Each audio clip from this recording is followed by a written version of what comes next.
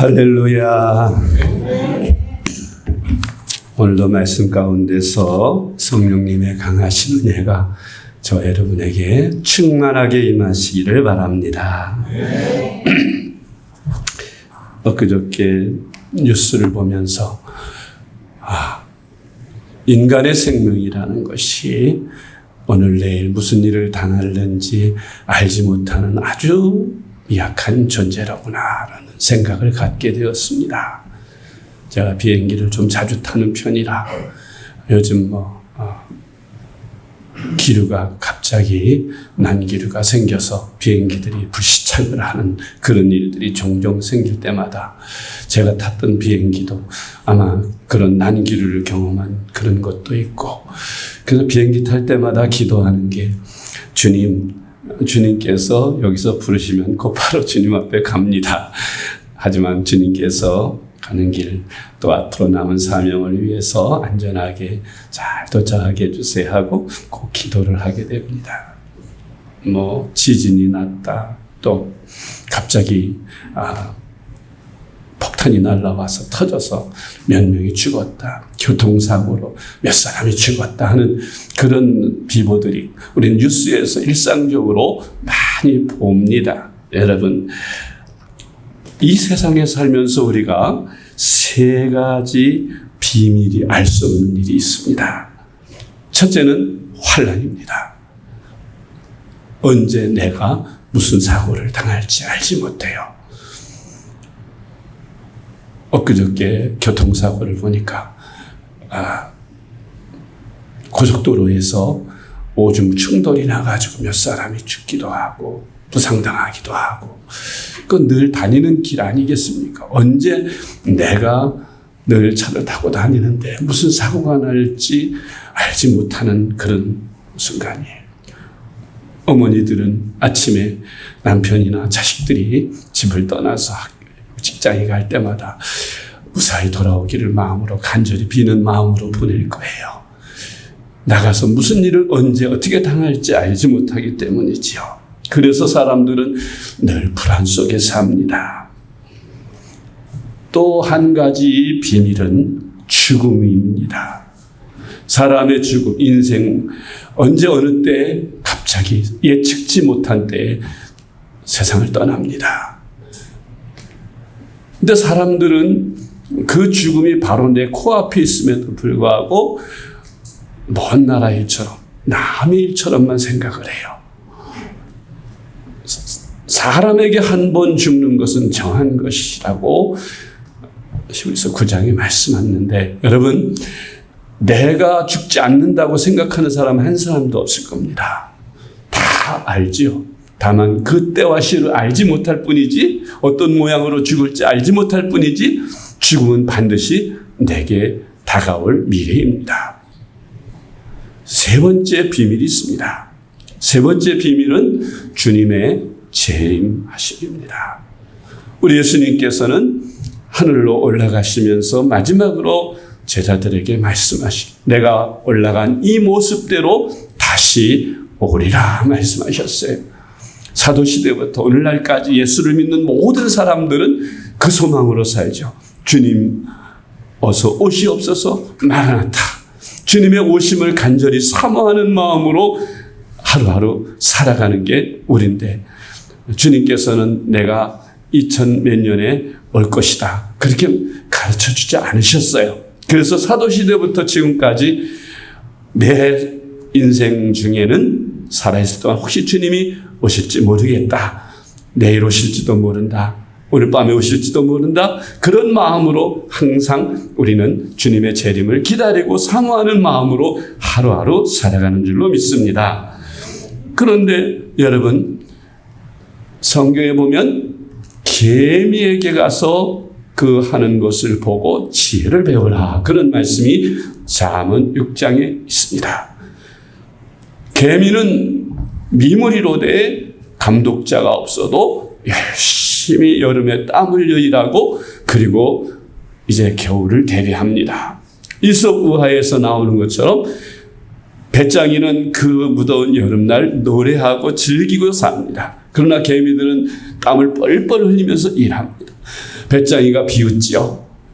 그런데 겨울이 다가왔을 때에 개미들은 여름 내 땀 흘려 준비한 그 양식을 안전한 땅 밑에서 집을 지어놓고 그곳에서 추위를 면하면서 음식을 먹고 생을 유지합니다. 그러나 배짱이는 아무런 준비가 없었기 때문에 추운 겨울이 다가올 때에 굶어 죽고 얼어 죽었습니다.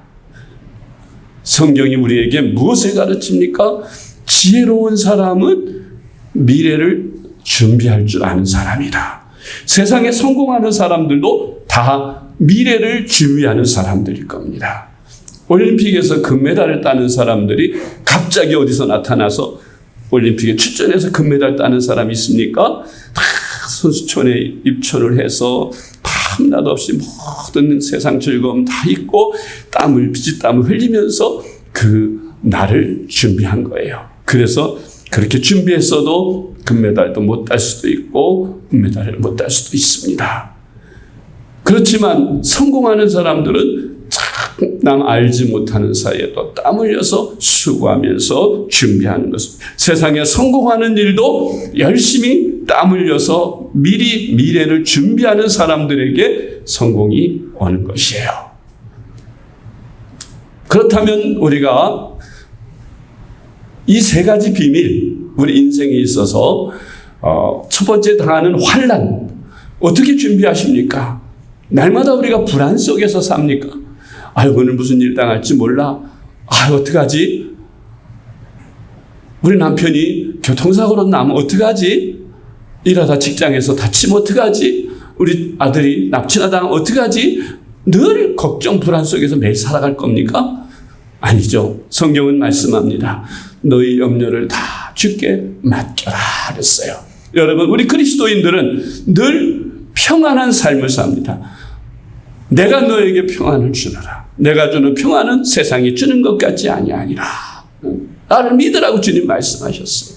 그래서 우리는 모든 염려와 근심을 다 주님께 맡기고 기도하는 거예요. 그 매일매일 새벽 기도하면 하루를 주님께 맡기자. 하나님, 오늘 내 남편, 내 자녀, 내 아내, 내 가족 오늘도 평안하게 하루를 보내도록 보호하시고 함께하시고 지켜주세요. 그렇게 맡겨놓으니까 마음이 편안해지는 것이죠. 우리 예수 믿는 사람들은 또한 그런 환난을 대비해서 한 가지 더 준비할 지혜가 있습니다. 그것이 뭡니까? 보험입니다.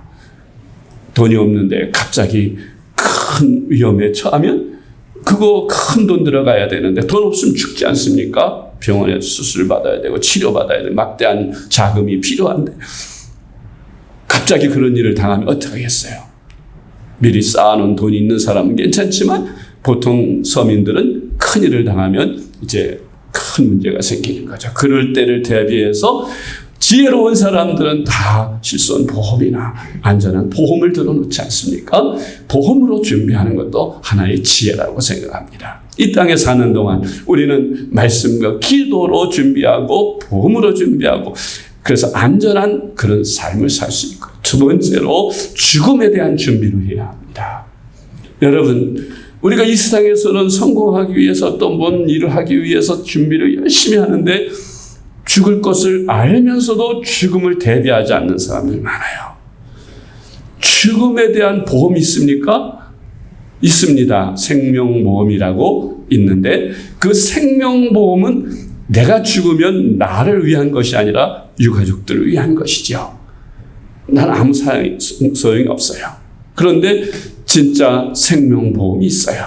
그게 뭡니까? 영생을 준비하는 거예요. 예수님 믿는 생명보험을 드는 겁니다. 예수님을 믿으면 영원한 생명을 얻으니 오늘 죽어도 영생을 얻고 내일 죽어도 영생을 얻고 죽음에 대한 불안과 공포, 두려움이 없어요. 세상 사람들은 다 죽음에 대한 공포와 불안 속에서 매일매일 살아가지만 또 죽음 앞에 위기에 처했을 때 굉장한 불안을 하지만 우리 예수님 믿는 사람들은 죽음 앞에서도 담대합니다. 두려워하지 않습니다. 편안합니다. 여러분, 김효진 씨라고 아시는지 모르겠는데요. 박효진 장로님 간증을 제가 들었는데 그 박효진 장로님은 교도소에서 근무하신 분이세요. 근데 교도소에서 무슨 일을 했냐면은 사형수들을 관리하다가 사형대에 올리는 그런 임무를 맡았어요. 그래서 수많은 사람들을 사형대에 이끌면서 그 마지막 순간을 눈으로 직접 목격한 그런 장로님이 간증을 하시는데요. 막상 죽음 앞에 설 때에 평소에는 그렇게 큰 소리 치고 그러던 사람도 막상 사형대 앞에 가면은 안 가겠다고 이를 갈면서 소대변을 질질 싸면서 그냥 강제로 끌려가다 얼굴은 완전히 불안 공포 속에서 아주 비참한 그런 모습을 본답니다. 그런데 편안하게 찬송을 부르면서 아주 미소를 띠면서 사형대에 가는 사람들이 있는데 그 사람들은 기독교인들, 예수 믿는 사람들이라는 거예요. 예수 믿는 사람들은 사형대 앞에서 평안하게 찬송을 부른다는 거예요. 전혀 두려워하지 않더라는 것입니다. 여러분, 세 번째 죽음이 뭡니까? 세 번째 죽음은 주님의 재림이죠. 죽음에는 세 가지 죽음이 있어요. 우리가 한번 꼭 죽는데 그 죽음은 육신의 죽음을 말하는 것이겠죠. 영혼이 육신을 떠나서 호흡이 끊어지고 모든 피가 멈추고 세포가 썩어져가는, 그래서 장례를 치르는 그런 죽음입니다. 그런데 어리석은 사람들은 그렇게 눈으로 보이는 죽음의 모습을 보고 죽으면 다 끝이 나는구나, 죄가 돼버리는구나, 아무것도 아니구나 그렇게 생각하고 조금 힘들고 어려우면 차라리 죽어버리자, 모든 거 다 잊고 죽어버리자 하고 옥상에서 뛰어내리고 강에서 뛰어내리고 그렇게 약을 먹고 목매달 자살을 합니다. 여러분, 우리나라의 자살 OECD 국가 중에서 벌써 수년째 1등만 하고 있어요. 얼마나 많은 사람들이 스스로 목숨을 끊는지 모릅니다. 그런데 여러분, 만약 그 목숨을 스스로 끊는 사람들이 이 말씀을 들었더라면 스스로 목숨을 끊을 수 있었겠어요? 이 세상에서 오죽 힘들면 목숨을 끊겠다고 생각을 했습니까마는, 그러나 죽음 후에는 더 무서운 형벌이 기다린다는 것을 알지 못한 거예요.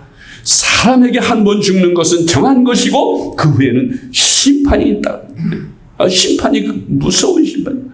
예수님은 말씀하시기를 구더기도 타 죽지 않는 영원한 불못에 던져진다고 말씀하고 있는 것입니다. 죽는 것으로 끝나는 게 아니에요. 육신은 비록 죄가 됐지만 영혼은 죽어지지 않는 거예요. 하나님이 사람을 만드실 때에 육신만 만드시지 않았어요. 흙으로 사람의 육신을 빚으시고 그리고 그 코에 생기를 불어넣으셔서 사람이 생명이 됐다고 했는데 그 생명이 영혼인 것입니다. 육신은 죽어도 그 영혼은 죽지 않는 거예요.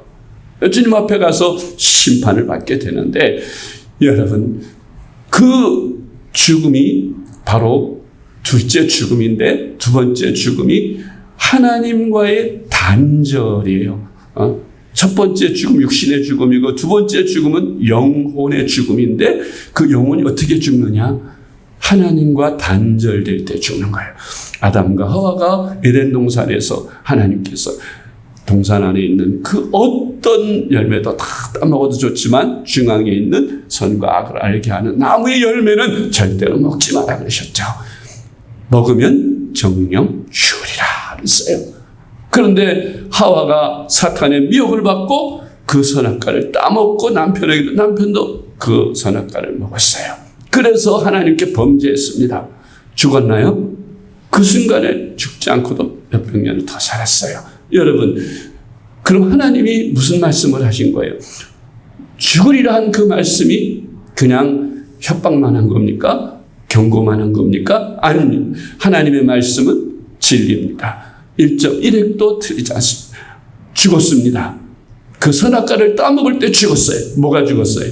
영혼이 죽었어요. 하나님과의 관계가 끊어진 거예요. 범죄하는 순간 그 영혼은 하나님께 매달려서 하나님께로부터 은혜를 공급받고 그러고 살아가도록 되어 있습니다. 하나님과 교제하면서 살도록 인간이 지음을 받았는데 범죄하는 순간 그 영혼이 죽었어요. 하나님과 교제가 끊어진 거예요. 성경은 말씀합니다. 의인은 없나니 한 사람도, 모든 사람이 다 죄를 범했다 했어요. 여러분, 사람이 아담의 후손이 아닌 사람이 아무도 없죠. 아담이 범죄할 때 그 영혼이 죽은 그 상태로 그의 피를 받고 나는 모든 사람은 다 죄인이고 다 범죄한다는 겁니다. 죄 없는 사람이 어디 있겠어요? 그 누구나 다 아담의 피를 받고 난 인간은 죄를 범하지 않고 살 수가 없는 겁니다.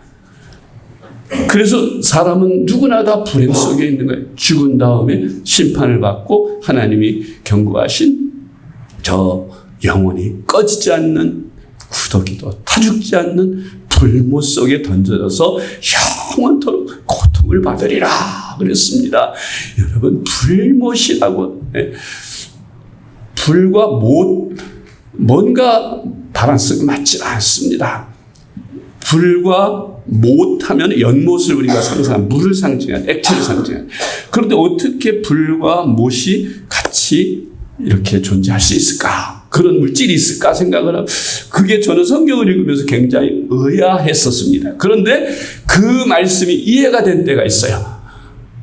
우리 노예에서 산업시찰을 갔는데 포항제철을 갔습니다. 그 포항제철에 가니까 큰 고로에 샘물을 쇳덩어리를 다 거기다 부니까 얼마나 그 고로가 뜨거운지 그 안에 새들이 다 물같이 녹여져서 흥건하게 물이 주렁주렁 고로를 막 끕니다. 그리고 그 고로가 기계에 의해서 쫙 하고 한 기다란 틀에 부어지니까 그 샘물이 쫙 하면서 그걸로 쫙 부어지면서 서서히 식혀져요. 그러면서 철판이 되더라고요. 두꺼운 철판이 되고, 그리고 모양을 만들어. 그 철판을 가지고 녹여서 이제 여러 가지 만들겠죠.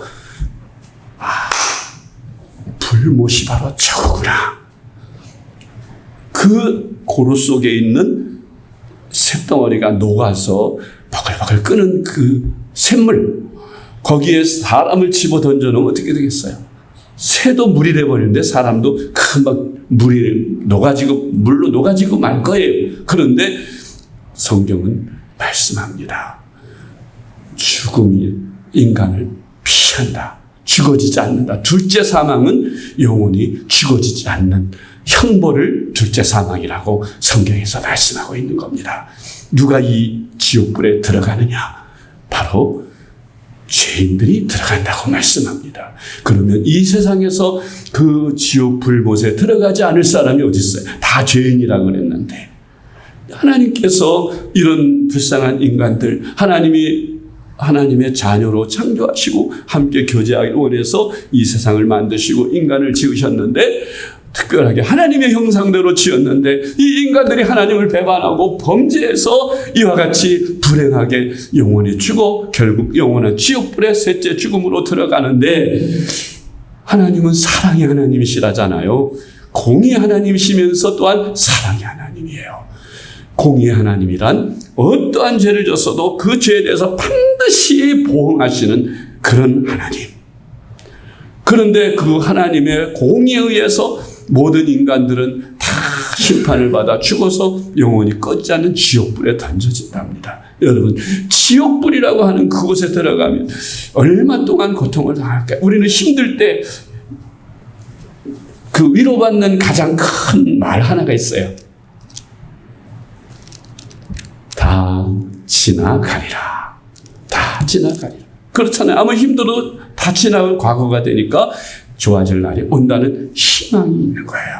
그런데 그 단테가 진 지옥, 심판은 지옥이라는 곳에 들어가는 입구에 뭐라고 적냐면은, 지금부터 여기서부터는 너의 모든 희망을 다 버려라. 포기해라. 그렇게 썼답니다. 지옥불에 던져지는 사람은 희망이 없어요. 왜?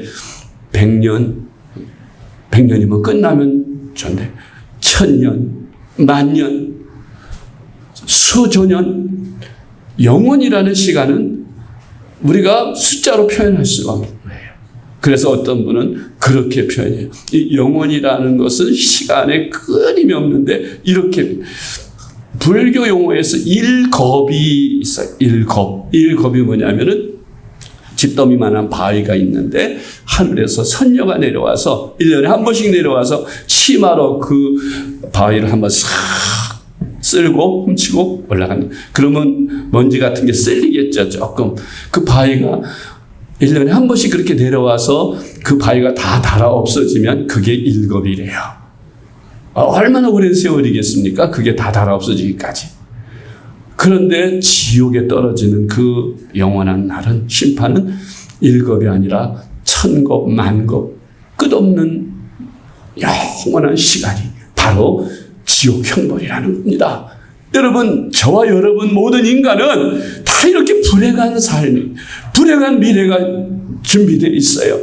이대로 우리가 그냥 자연인으로 살면 누구나 죽어서 이 영원히 끝없는 지옥불, 뜨거운 불에서 잠시도 쉴 사이 없이 손가락 끝에다 물을 지겨서 시원하게 맛만 보여달라게 하는 그 부자와 나사로 비유에서도 주님 말씀하셨듯이 물 한 모금 마실 수 없고 뜨거운 곳에서 매일 죽을래야 죽지도 않고 배 펄펄 뛰면서 고통을 받는 그것이 쉼도 없이 하루 이틀도 아니고 몇 년도 아니고 수천 년도 아니고 영원히 끝없이 희망 없이 그렇게 산다고 하면 얼마나 큰 절망이겠어요.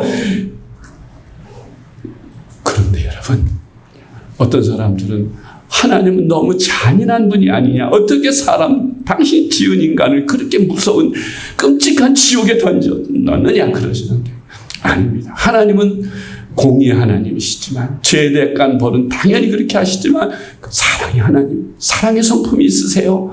사랑의 성품이라는 그 하나님의 성품을 저는 어머니의 사랑에 비교할 수 있겠어요. 어머니들은 자기 자식이 살인을 하고 아주 못된 짓을 했어도 그 자식이 용서받고 새 사람 돼서 살기를 원하잖아요. 우리 하나님 사랑은 우리 인간들이 하나님을 배반하고 지옥에 골백번 떨어질 만한 수많은 죄를 져서도 하나님은 사랑은 다 그냥 무조건 다 용서하시고 다 구원해 주시기를 원하시는 하나님이세요. 그런데 하나님의 성품이 공의의 성품, 죄를 범해서 지옥에 던져야 합니다. 근데 사랑의 성품은 무조건 용서해야 합니다. 서로 부딪히잖아요. 하나님의 성품이 두 가지. 이 두 가지 성품을 다 만족시키는 하나님의 지혜가 바로 복음입니다. 할렐루야. 그게 무슨 복음이에요? 범죄한 인간들을 벌을 주되 대속이라는 방법입니다. 내가 받아야 할 형벌을 하나님이 대신 받는 방법. 하나님의 아들이 대신 받는, 인간과 똑같은 모습을 가지고 하나님이 사람이 되셔서 성자의 몸으로 이 땅에 2000년 전에 오신 그 예수님. 하나님의 지혜예요.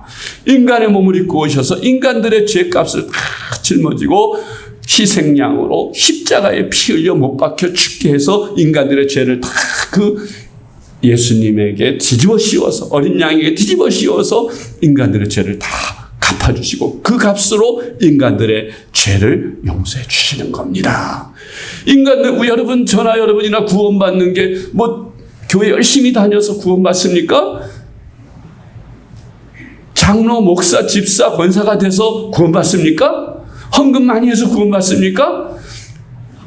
힘으로도 안 되고 능으로도 안 되고 선으로도 안 되고 지식으로도 안 되는 게 천국 가는 방법이에요. 세상 방법으로는 아무리 선한 일을 해도 구원받을 수 없는 게 우리 인간의 죄입니다. 그런데 한 가지 방법, 하나님이 우리에게 길이요 진리요 생명이신 예수 그리스도를 이 세상에 보내셔서 2000년 전에, 여러분, 우리가 연호를 지금 석이라는 연호를 쓰고 있죠. 몇 년의 올해가 2014년. 그게 뭐예요? 우리는 석이라 그러지만 그게 예수님이 오신 이후 2024년이 됐다는 뜻 아니에요. 전 세계가 다 불교를 믿든 이슬람교를 믿든 어떤 종교든지 다 공통으로 예수님이 오신 이 날, 2024년 전에 누가 오셨어요? 하나님이 사람의 몸을 입고 인류를 구원하기 위해 오신 그날을 기준해서 지금 연호를 사용하고 있는 것입니다. 그러면서도 예수님을 믿지 못해요. 그걸 알지 못하기 때문이겠죠. 하나님은 우리 인간들을 구원하실 때에 사랑의 하나님이기 때문에 우리 인간들에게 율법을 다 지켜라, 계명을 다 지켜라, 이런 것으로 구원받게 아니하셨습니다. 오로지 믿음, 하나님이 나를 사랑하셔서 독생자를 2000년 전에 저 유대 땅 베들레헴에 보내주셨고 33년 동안 하늘 아래 복음을 전해주시고 마지막 십자가에서 내 죄를 대속해서 십자가에 대속의 피를 흘리시고 나를 죽으시고 사흘 만에 부활하셔서 하늘에 오르신 그 예수 그리스도를 구주로 믿고 하나님의 사랑을 내게 받아들여서 그분을 구주로 영접하면 하나님의 자녀가 되는 권세를 주신다고 말씀하셨어요. 할렐루야. 하나님이 세상을 이처럼 사랑하사 독생자를 주셨으니 이는 누구든지 저를 믿는 자마다 멸망치 않고 영생을 얻게 하려 하심이라. 구원받는 방법은 오직 예수님을 믿는 거예요. 하나님의 사랑을 받아들이는. 아이고 나는 죄가 많아서 구원 못. 아니에요. 그건 교만이에요. 왜? 우리 하나님이 나를 용서하신다는데 어떤 죄도 다 사해 주신다는데 살인을 했든 간음을 했든 도적질을 했든 이웃을 탐냈든 뭘 했든 다 그 죄를 나 같은 죄인을 주님께서 불쌍히 여기시고 내가 의로는 구원받을 수 없음을 아시고 독생자를 통해 2000년에 내 죄를 다 해결해 주셨구나. 아멘. 이걸 믿고 예수 그리스도를 구주로 영접하면서 감사함으로 하나님 앞에 주님 감사합니다. 나는 죄인입니다. 예수님 내 안에 오셔서 이제 나의 주인이 되어주세요. 옛사람은 그리스도와 함께 난 죽었습니다. 그리고 그리스도와 함께 다시 새 사람으로 새 생명을 주셔서 하나님의 자녀가 되게 하시고 나의 신분을 바꿔주시니 감사합니다. 그렇게 믿음으로 받아들이는 자에게 성령이 들어가서 하나님의 영이 들어가서 아들의 영이 들어가서 예수님을 구주로 영접한다는 뜻이 뭐예요? 아들의 영이 내 안에 들어온다는 뜻이에요. 처음 전도 여러분 많이 하시잖아요. 전도할 때 영접기도 하죠. 복음을 전하니까 받아들일 때 날 따라 하세요.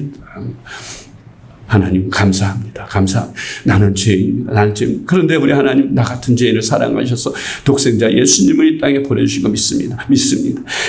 예수님을 나의 구주로 영접합니다. 나를 위해 대신 십자가에 죽으신 걸 믿습니다. 감사합니다. 이제부터 나는 주님과 함께 죽었고 예수님이 내 안에 오셔서 나의 주인이 되신 것을 믿습니다. 주님 내 안에 들어오셔서 나의 주인이 되어주세요. 나의 주인이 되어주세요. 따라서 그렇게 기도를 하죠. 그리고 나서 아멘 합니다. 그리고 묻습니다. 성도님 지금 예수님이 어디 계시다고 그랬죠? 하늘에. 틀렸습니다. 어디 계시다? 내 마음에 계시. 왜 내 안에 계셔요? 예수님 내 안에 모셨으니까. 이전에는 마귀가 내 주인이었는데 이제는 그 예수님 믿음으로 마귀는 물러가고 예수님이 대신 내 안에 들어오셔서 주인이 되신 거예요. 할렐루야. 그러면 나는 하나님의 자녀가 아들의 영이 내게 들어왔으니 하나님은 아버지라 부른다는데 하나님이 이제 다시 아빠가 된 거예요. 마귀의 종으로 심판으로 지옥불에서 영원토록 고통받아야 할 나의 운명이 예수 그리스도의 복음을 듣고 구주로 영접한 이후부터는 내 신분이 바뀌어졌어요. 이제 더 이상 마귀의 종이 아니고 심판의 종 아니에요. 하나님의 자녀로 신분이 바뀌어져서 하늘나라의 생명책에 내 이름이 기록되었습니다. 할렐루야. 그러니까 우리가 죽어도 지금 죽어도 나는 전혀 두렵지 않습니다. 비행기 타도 두렵지 않아요. 왜? 죽으면 천국 가는 거고 하나님의 뜻이 나는 여기서 이제 너는 세상에 그만 살고 오너라. 영원히 꺼지지 않는 아픔도 괴로움도 슬픔도 눈물도 없는 하나님의 나라에서 영생목락을 누리며 살 텐데 내가 무슨 미련이 있겠어요. 감사합니다 하고 할렐루야 하고 아멘 주 예수여 마라나타 어서 오시옵소서 하면서 주님을 영접할 것입니다. 사랑하는 성도 여러분, 여러분들도 다 이 예수 그리스도를 구주로 영접하신 줄로 믿습니다. 혹시 여러분 중에 우리 김현 목사님 워낙 목회 잘하시는 분이니까 여러분들에게 이미 구원의 확신 다 가지시고 구원의 복음을 잘 전해서 여러분 다 구원의 확신을 가지고 소망 중에 사시는 줄 믿습니다만은 혹 여러분들 중에 한 분이라도 예수님을 구주로 영접해서 구원을 받는 게 아니라 내 교회 열심히 다녀서 구원을 받는다고 생각하거나 헌금을 많이 하니까 난 구원을 받겠지. 나는 장로니까 집사니까 권사니까 구원을 받겠지. 그렇게 생각하시는 분이 계신다면 오늘로써 나의 노력이나 공로는 하나도 구원과 관계가 없다는 걸 깨달으시기 바랍니다. 다만 오직 하나님의 은혜로 값없이 구원을 받는 거예요. 하나님께서 주시는 은혜라고 하잖아요. 은혜는 뭐예요? 내 노력이나 공로 대가 없이 값없이 거저 받는 걸 은혜라고 합니다. 우리는 이 하나님의 은혜로 구원을 받았고 하나님의 축복을 받아서 영생을 보장받고 하나님의 자녀되고 천국 시민이 된 것이에요. 할렐루야. 이렇게 엄청난 큰 축복을 받고도 로또에 비교하더라고 어떤 분은. 근데 로또에 비교가 돼요. 로또 10억, 20억 그까짓 것 당첨돼서 돈 20억 큰 돈이지만 그까짓 것 세상 사는 동안 그 뭐 10억, 20억 아무것도 아니에요. 여러분들은 로또보다 더 엄청난 축복을 받으신 거예요. 당첨되신 거예요. 뭐예요? 예수 그리스도를 믿을 수 있는 믿음을 여러분이 갖게 된 것. 하나님의 자녀된 것. 구원의 축복을 받게 된 것. 그러니까 여러분 이 세상에서 나는 재물이 없어도 땅이 없어도 아무것도 없어도 결코 누구도 부러워해서는 안 돼요. 왜? 아버지가 내 아버지고 하늘 아버지가 나의 아버지시니 우리 아버지의 것이잖아. 이 세상 모든 것이 다. 필요한 것 기도하면 다 채워주시죠.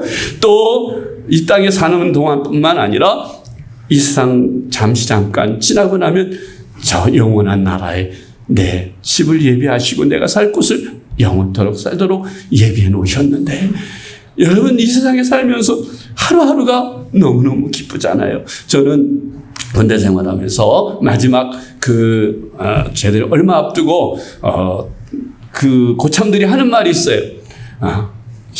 아무리 나를 이제 뭐 무슨 벌을 받는다든지 그런 일이 있을 때 거꾸로 매달아 봐라. 그래도 국방부 시계는 돌아간다. 이제 며칠 안 있으면 난 제대한다. 그런 위로를 받는 걸 봤는데 여러분 이 세상에 힘들고 어렵고 고통스럽다고 해도 여러분 구원받은 하나님의 자녀라는 걸 생각해 보세요. 영생이 준비되어 있다고 생각해요. 그 영원한 나라는 이 세상과 비교가 되지 않는 것이에요. 온갖 아름다운 꽃들로 가득 차 있고 저 생명강가에서 흐르는 그 물, 그 생명나무에서 나오는 그 이파리 내가 어디 다치기만 해도 문지르기만 해도 낫고 그 바위 먹기만 하면 죽지도 않고 영생 얻고 아무 괴로움도 고통도 아픔도 없는 그곳에서 영생을 얻게 됩니다. 여러분 연세가 많아지시니까 머리가 아파, 어깨가 아파, 다리가 아파, 위장이 아파, 여기저기 아픈 곳이 많지요. 근데 여러분 아파도 천국 바라보시면서 잘 참고 견디세요. 아파봤자 시간은 간다. 주님 나를 부르시는 날이 곧 다가올 것이다. 그렇게 생각하면서 위로받으시고요. 무엇보다도 여러분들이 준비해야 될 것이 하나 있는데 그것이 뭡니까? 죽음 후에 천국 가는 거 이제 예수 믿음으로 말미암아 거저 예비가 됐어요. 할렐루야. 그냥 받기만 할 겁니까 여러분?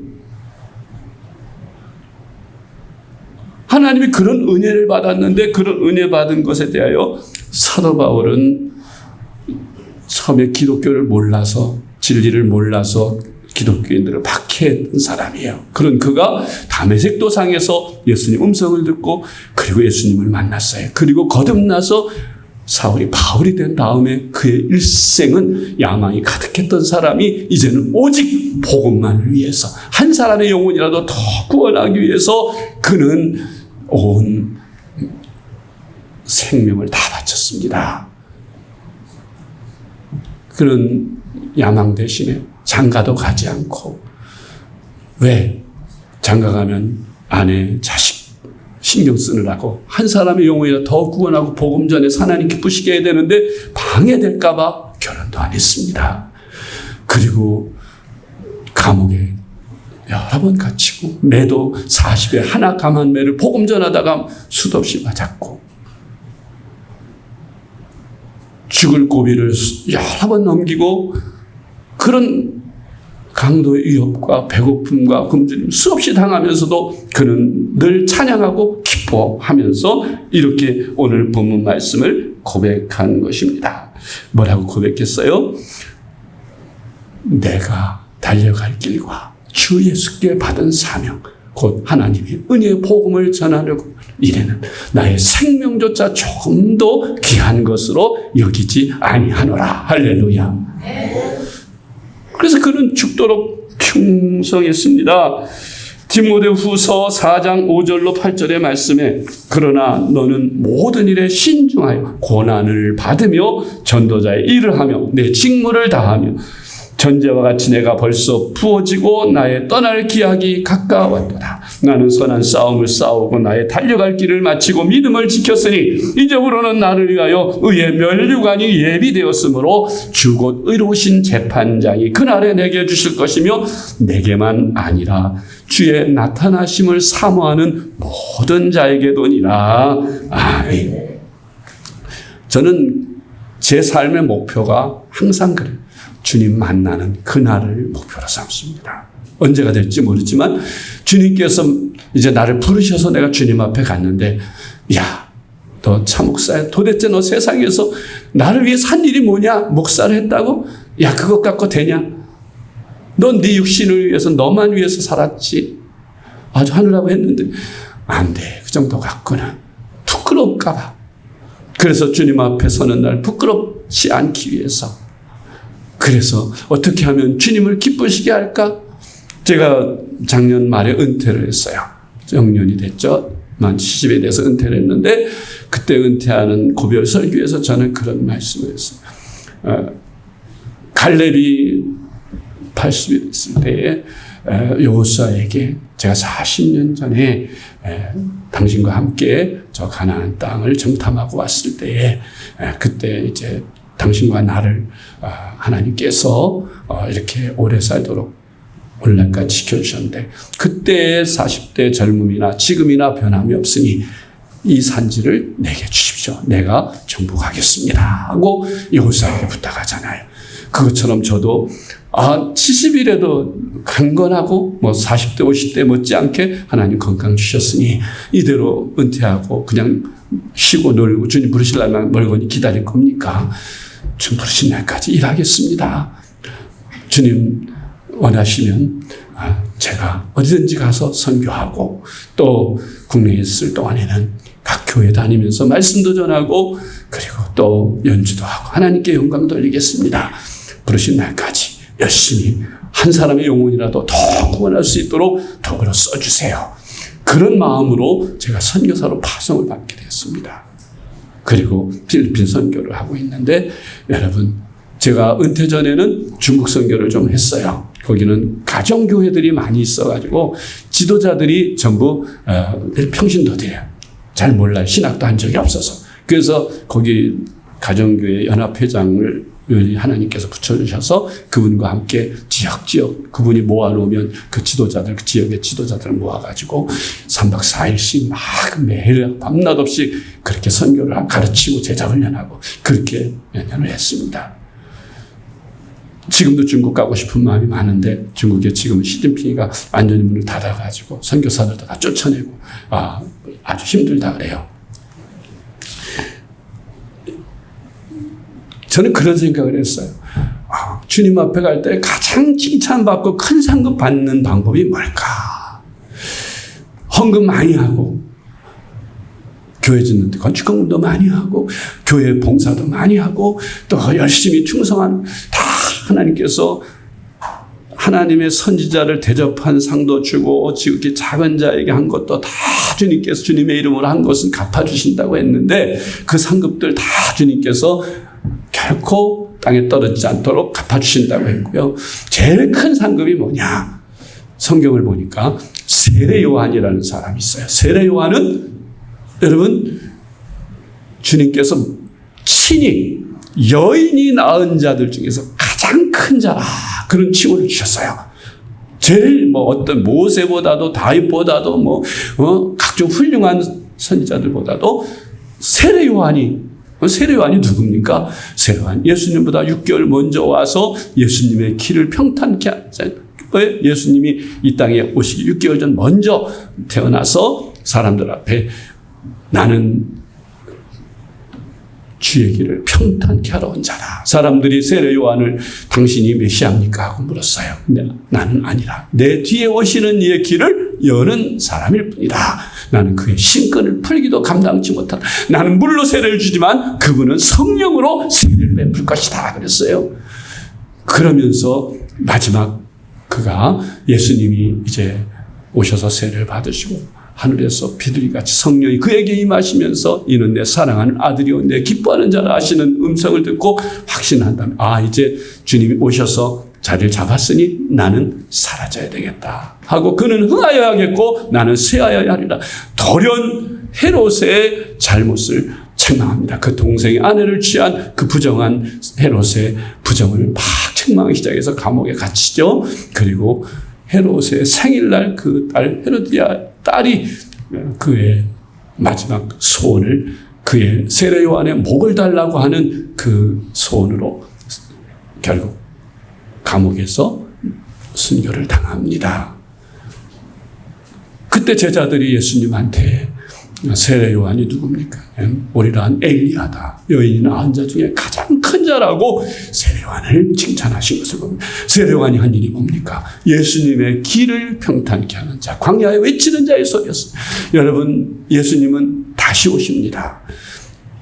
세례 요한은 초림을 위해서 그렇게 했고 다시 오실 예수님은 아직 안 오셨어요. 우리가 그 세례 요한이 되어서 예수님의 길을 평탄케 주님 뭐라고 하셨어요? 세상 끝날까지 또 세상 땅끝까지 복음이 전파되면 그제야 끝이 오리라. 내가 세상에 오리라고 말씀하셨어요. 복음을 전해서 한 사람이라도 더 전도해서 지옥에 가는 것을 못 가게 막고 구원을 시키는 그 일을 하면 주님이 가장 기뻐하시는 상급이라는 거예요. 하늘나라가 가까이 오도록 하는 일이 빨리 전도하는 일이에요. 한 생명을 더 구원해야 돼요.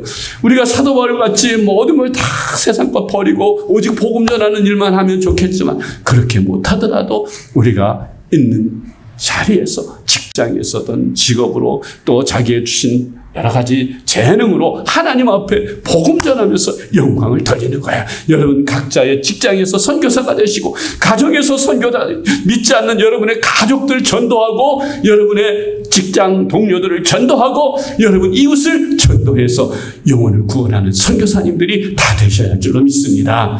그리고 우리가 직접 가지는 못할지라도 선교사님들 선교 헌금으로 물질로도 후원하고 기도로 후원하면서 그렇게 선교에 동참해 주님 오심을 예비하면 주님께서 큰 은혜로 상급으로 주님 만나는 날에 칭찬을 하실 줄로 믿습니다. 마지막으로 이제 말씀을 마무리하면서 실제 있었던 예화 한 가지를 말씀드리겠습니다. 한 청년이 젊은 시절에 복음을 듣고 큰 은혜를 받았어요. 하나님 나 같은 죄인을 위해서 그렇게 은혜를 주셨으니 나도 주님 위해서 평생 바치겠습니다. 그리고 결혼을 하고 저 선교지로 떠났어요. 선교지에 가서 2 자녀를 낳고 그리고 열심히 선교했는데 아프리카 오지로 가다 보니까 모든 환경이 열악해서 그 자식들이 병들었는데 병원이 없으니까 그냥 안타깝게도 죽었습니다. 2 자녀를 잃었어요. 그리고 몇 년 후에 또 그 아내도 댕기열에 걸려서 그 아내도 제대로 치료도 못 받고 또 세상을 떠났습니다. 홀로 된 이 선교사님.